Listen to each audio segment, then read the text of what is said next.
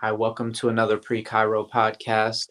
Today, I have the pleasure of connecting with a chiropractic student who's really dedicated to the study of chiropractic, Dr. to be Alex Difrancesco. Thank you for taking some time to share with any prospective students out there thinking about this path of chiropractic.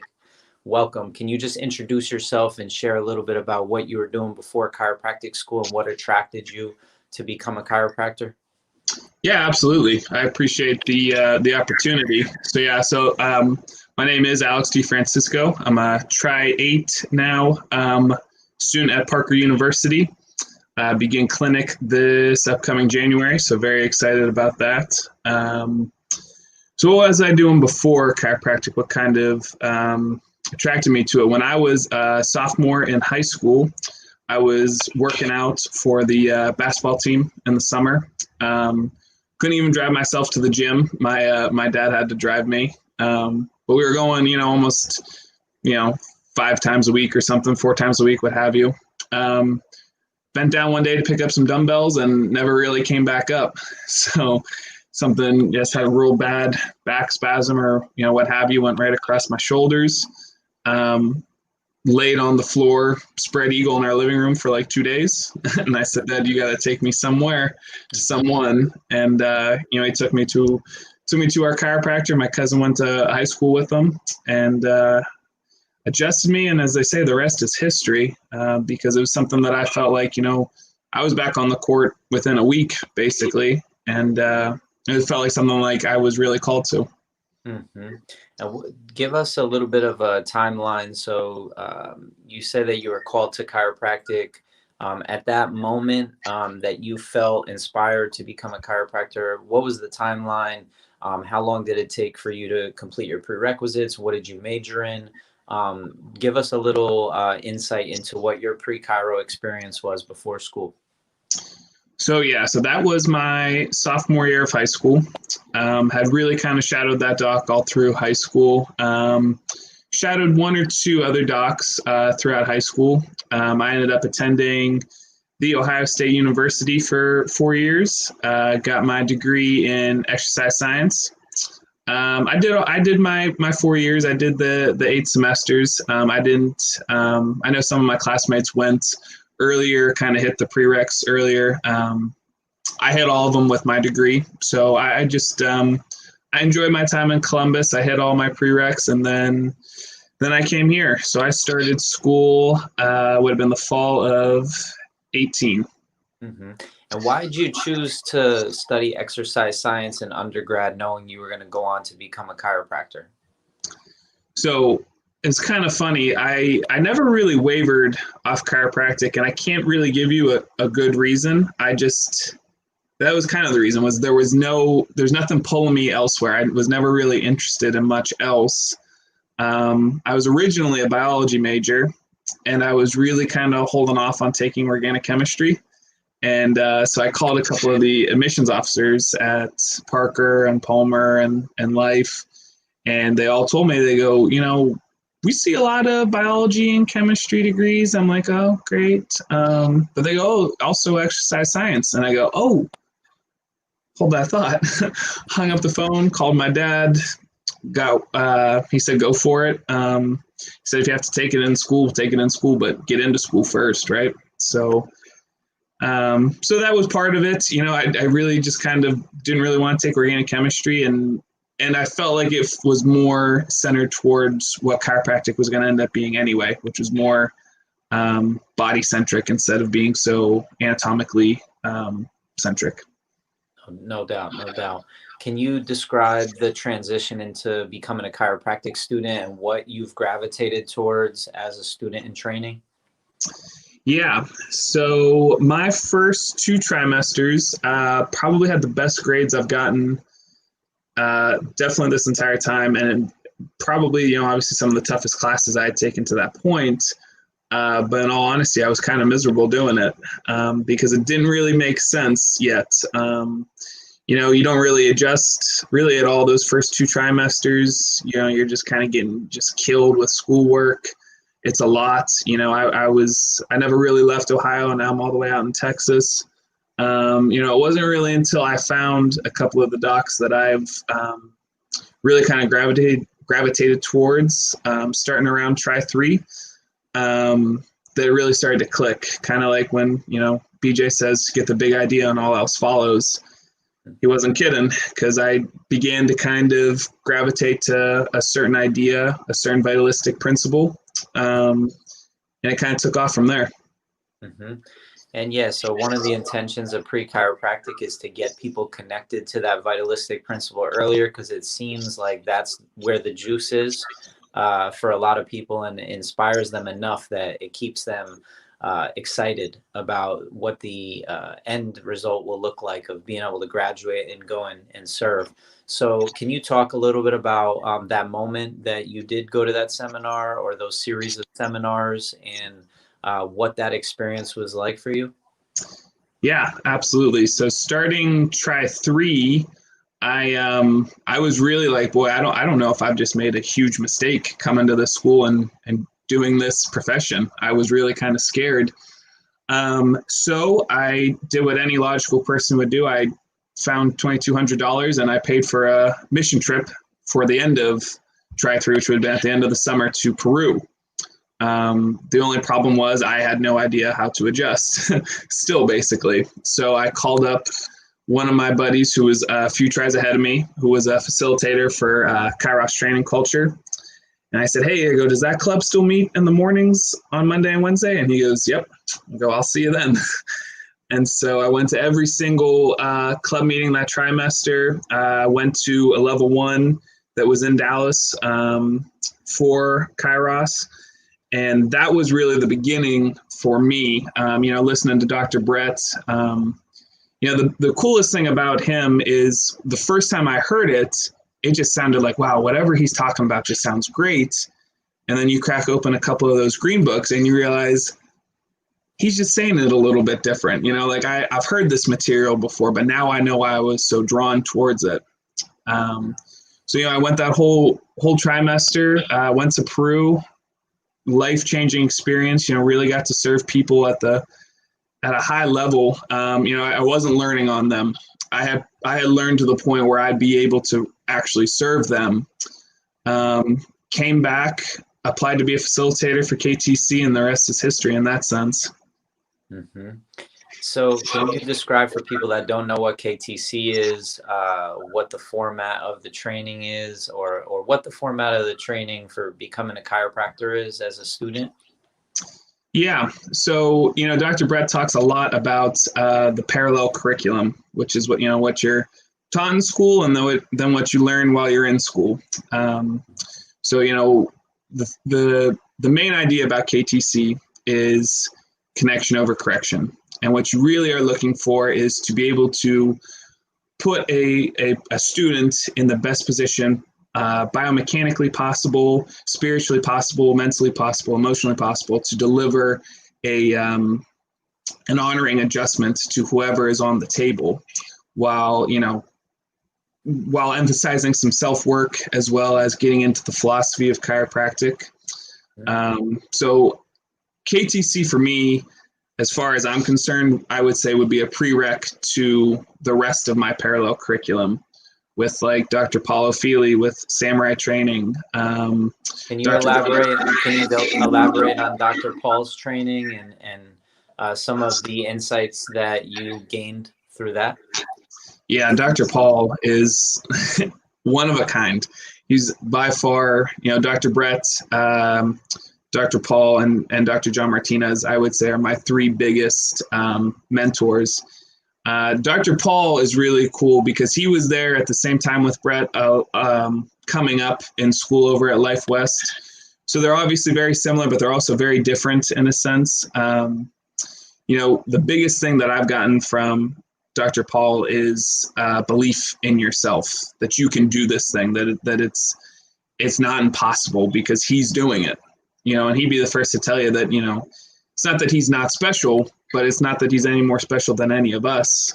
And that's the biggest thing is I've taken his class 3 times now, and it's just really cool getting to see new people experience it for the first time and believe in themselves just by listening to the passion, the conviction that he speaks with, along with second to none business experience, because you don't really get a lot of that in school. He lays it out there like, this is what you need. This is what happens. These are questions people will ask you, and then he'll put you on the hot seat and say, what would you say to it? Mm-hmm. So obviously there's a communication component involved. But before we get into that, can you describe what John's seminar, a little bit about that, and provide some insights into what that helped you with? Yeah. I would definitely say Dr. Paul and Dr. Brett are prereqs for John, because he by far, I would say, is the most well-equipped at expressing the philosophy. I mean, he's truly a guy that lives it, and I don't want to say strangely enough, but like adjusts with the chiropractic principles.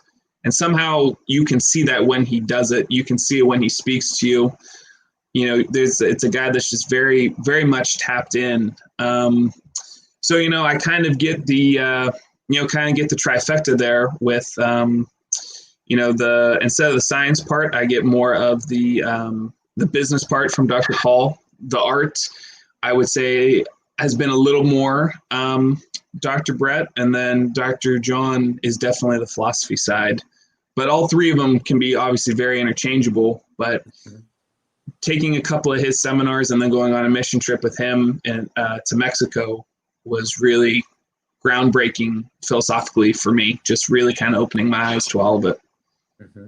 And so now I've heard you say that you've been on multiple service trips, one to Peru and then one to Mexico. Can you talk about the evolution of the experience once you've gone on a second mission trip, and kind of the differences in what you saw or experienced from the first one to the second one? And if you've been on another one, please share about that as well. Yeah. No, I've only been on these two so far, but I do plan on doing at least one more come August, or it would be August. The coolest thing is, it's kind of funny how the universe works. The first one I went to in Peru it was a little more, I don't want to say quantity over quality, but there was a lot of people, and you had to kind of get up and go, and somebody got off that table and somebody else got back on, and you had to be there, and you had to be with that person every single time. So it was a challenge, but it was exactly what I wanted, because I just wanted as many people as I could. I wanted to touch as many people as I could. The second time around, you kind of feel a little bit more like a veteran, so to speak. It's not nearly as nerve-wracking. You're not nearly as nervous. And it just kind of came to be that the second time around, we didn't necessarily see as many people. But I was also a little bit more advanced with my own technique, my own versions of things, so I could spend a little more time with people and not feel as rushed, and deliver even just that much more, that higher level of care that year difference, that year gap provided me. Mm-hmm. Right on. And so can you speak about where you're at in the program right now, and some of the big questions that you're asking of yourself, or some of the different things that you're exploring these days? Yeah. So I'm really excited. Took my last academic final ever. Was really kind of a surreal experience. So we start clinic come January. Some of the biggest things now that I'm officially a year out from graduating is business, because I do intend to open up my own spot. COVID be damned or not, I plan on starting my own place. And the thing that I've really began to do and really try to compile is, I've got a pretty big binder of all of the seminars, and I've kind of keened in on business aspects of them. And I've just kind of been developing a business plan, a business model, care plans, price points, dialogue, scripts, looking into different like objective measures, like CLA units, which were completely foreign to me, I think a month ago, 2 months ago, not even, and just really trying to be as prepared as humanly possible before I stick my name on that sign, which, no amount of prep work is going to prepare you for everything that's going to occur. But if I can cut down on that gap, if I can be as prepared as humanly possible, then I don't have to take as many lumps, then it doesn't have to be so difficult early out. Mm-hmm. And I want to point out that you are going to the seminars, you're taking time to engage with that parallel curriculum. So it's really going to help. It sounds like it's really helped build your confidence to the point where you can see yourself opening your own practice and learning as you go through it, because you have gained some insights from people that are trying to help sort of speed up your learning curve in regards to the business side of things. Do you have any refinements to share in regards to, like, specifically, do you want to, can you just elaborate a little bit on the different types of practices that you're considering and some of what you've learned about the business of chiropractic? Yeah, definitely. So the two main ideas, so there's three basic forms of practices. You've got the closed door, single table approach, and then you could kind of go semi-private where, like, there's not necessarily any doors, but there's maybe 3 or 4 tables, which is like Dr. Paul. That's kind of his setup. The doc that I saw in high school, his setup was the closed door, 1 table, 1 in, 1 out approach. So Dr. Paul does kind of the semi-private, and then Dr. John and Dr. Brett both do the open adjust form where they've got 3 or 4. I think John's actually got like 7 tables out. And so the main thing that I'm kind of looking into is just kind of the flow of it all. That's the thing that I'm questioning the most. Is I'm definitely not against the open bay format. I just don't necessarily know how to run that. The semi-private would be a little bit obviously closer to like the full privacy approach, which is something I'm a little more familiar with. But that'll just come with shadowing and bugging, Dr. Brett and Dr. John and watching other practices that do it that way, and then just taking notes on how they schedule people, how they, the approach that most of them will take is a cluster approach where you kind of sign people up, 3 or 4 at a time for that time slot. Mm-hmm. 1, to make yourself look busy to other people, and then 2, just because you have those tables, and then you get into your flow. And before you know it, if you see, anywhere from 5 people in, we'll say 20 minutes, before you know it, that's a lot of money. And you start start adding it up, and you realize, like, oh, wow, like I've never really made money like that before, all while helping people. Mm-hmm.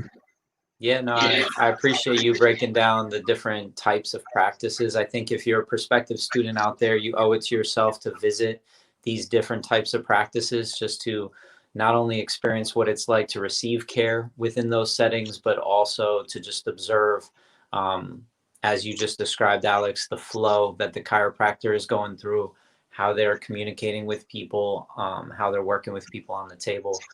No, it's very interesting. I'm more of a semi-private as well, with like 3 or 4 tables. So cool, man. It sounds like you're really enjoying the ride, and that you have a lot of clarity that you're developing in your skills and yourself. What kind of message would you give to a prospective student on, they're considering this path? If you were just speaking to the younger version of yourself, maybe in high school or college, what are some of the highlights, maybe 5 things that you would let them know that they should really take into consideration before enrolling in chiropractic school, or how they should choose chiropractic schools, or what they should prepare themselves for before they get to chiropractic school? So definitely the biggest takeaway is that parallel curriculum is to definitely be aware that that's going to be a thing, and to kind of piggyback off that, don't let somebody tell you otherwise. Mm-hmm. Don't let people tell you, no, this is the way you have to do it. That's not the case at all. Because that's kind of where I have kind of differed with the school, in that, I'll learn what you want to teach me. That doesn't necessarily mean I'm going to apply it. Mm-hmm. And I would respect that you don't try to force it onto me. Mm-hmm. So that's the biggest thing, is be prepared for that parallel curriculum that is going to come. And then don't listen to people when they tell you you can't, or that that's not the way, or that doesn't work. Mm-hmm. That's the biggest thing that I've learned from Dr. Brett. That is, if it resonates with you, there's a reason for it. You know, continue to listen to it. You know, I talk to my roommates all the time that just kind of the more vitalistic chiropractors that I've listened to are kind of the ones that I kind of find myself going like this, like, yeah, keep talking. Like, I don't know why, but I want you to keep talking. I want to keep listening. Whereas, you know, some other chiropractors, it's not that it's wrong. I just don't resonate with it. And so if I don't resonate with it, I'm not going to apply it. It's more or less a waste of both of our time. And be prepared to work, be prepared to kind of sell your soul a little bit. You know, it's not easy. I kind of laugh when people, maybe when it takes them for surprise or for granted that this is a doctoral level program, and it's going to push you. And I also kind of laugh when people say, oh, it's useless. Everything they teach you is useless. No, I've learned that I can take all of this on while teaching myself something else and going to different seminars, doing different business seminars, and all while working a part-time job, you know, which is kind of the last thing that I would say, that if you want something, if you want to go to these seminars, they're not free. These mission trips aren't free. If you want to go do these things, you kind of got to put your money where your mouth is. You got to work for them. You know, that's something that I've learned a great deal of joining the Delta Sigma Chi fraternity, is that it's not what you get, it's what you give. And, you know, if you give yourself to this practice, if you give yourself to this profession, you will get so much more out of it in the long run, which is why it may sound like confidence when I speak. It's just that I know I've given so much of myself. I know the reward is just around the corner. And, you know, it's not arrogance, it's not ignorance. I just know that if I continue to give, I know I will get. That's a great way to put it. Well, this has been very valuable, and I appreciate how efficient you've been at answering my questions. Is there any questions that you would ask of a student if they were coming to you for advice? What types of, you know, I'm a pre-chiropractic student. What kinds of questions you want to ask me to kind of grill me and, you know, just really get to the heart of, you know, whether I can see myself doing this? My biggest thing would be, the first question I would ask you is your why. You know, why are you getting into this? Why do you want to do this? And if your first question is because I didn't get into PT or med school, I tell you, well, then try again. Keep trying, because this isn't where you need to be. Go get a business degree. Go do something else. But if your reason is because you want to help people and this is what you feel called to do, check. Absolutely. This is where you need to be. The thing that I would advise prospective students, pre-chiro students, get on the campus, go tour, go look at these places, go talk to people, try and, you know, ask your counselor or admissions officer, you know, is there a Facebook group that I can get on? Go talk to people. Talk to people that go to that school, because they'll be the ones to tell you straight up. Don't ask an admissions counselor. Don't ask, you know, even the people that they would direct you, that take you on the tours. Don't ask them, because they're going to kind of give you the lip service. They're going to kind of give you, oh, it's so great. When in reality, if you got that person alone, not wearing that polo, you know, maybe at a bar or something, they tell you this is awful, or I don't like it here, or they tell you that, you know, I love it here. But regardless, go talk to people, go experience those places, which is probably something, you know, that me and my roommates have kind of kicked around. We don't know if we would necessarily have done it differently, only because how we done it differently, maybe we don't find each other, you know. But I would definitely, the two biggest things I would say is, what's your why? Why do you want to do this? And then I would definitely suggest get to that campus, go look at it, envision yourself. If it resonates, go for it. But if it doesn't, it could be a long 3.5 years and a lot of money. You're going to be really sad you wasted. Absolutely. Right on. Yeah, I mean, it sounds like hearing your story, the initial experience was very challenging, almost soul-sucking. You weren't very happy. You were burning out quickly. You were questioning whether you made the right decision, and then there was a shift. So, as a prospective student, recognize that you can be as conscious as you want along this path, but the bigger the wound, the bigger the gift oftentimes. And the more you're able to see what you don't like, it creates a contrast so you can create clarity of what you do like. And it sounds like, Alex, you've done a great job of exploring and finding what resonates with you. And that's put you on a path where you are aligned and moving forward in the best way that you know how to for you.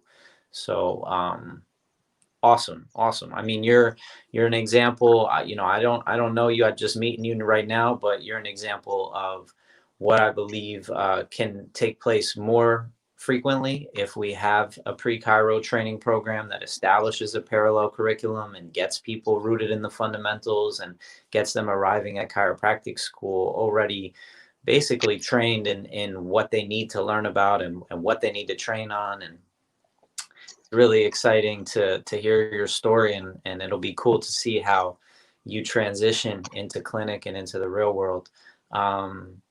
Thank you. And any final messages or anything that's right on your chest right now that you want to get off, just like off the cuff?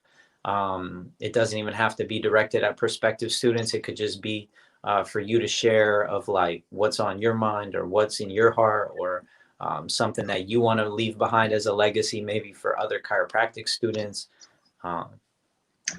I would say the biggest thing, and kind of going off of your talking about how you want the pre-chiro, the parallel curriculum, establishing the principles, that would be the biggest thing that I would suggest to anybody, regardless if you're a pre-chiropractic student, you're try one, you're entering clinic, you just ended clinic, or you're 5, 10, 15, 20 years into practice.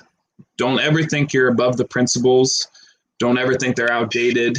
Don't think just because BJ and Didi and all of those giants before us, just because it happened in the past, that absolutely doesn't mean that it's not relevant today.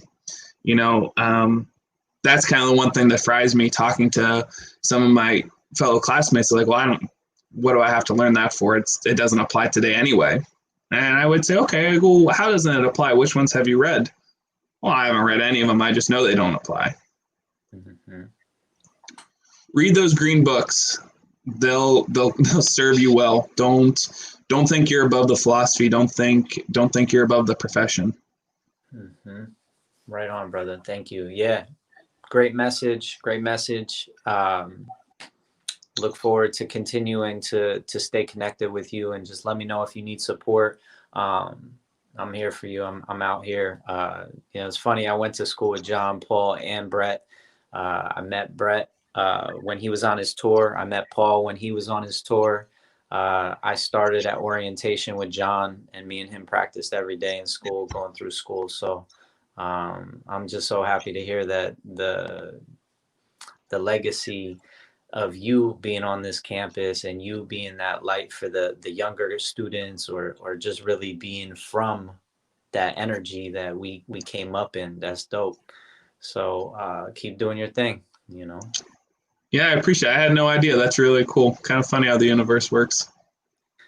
Yeah, we all connected. It's a small profession, it's a small world, but that's like, you know, those are my close people. So it's cool to hear you like kind of just riff on how they've been influential. So, you know, keep it popping, you know, keep moving forward, man. I appreciate you. Appreciate the time and the opportunity. Most definitely. Yes, appreciate you too. That was a great message. And yeah, if you're a prospective student out there, you got any further questions, drop them in the comment box below.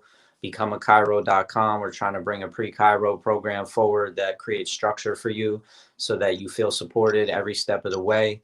And interviews like this are just excellent ways for you to continue to build context for yourself and build understanding of what's out there, what's available. And I heard today rapper Common say, peace beyond understanding.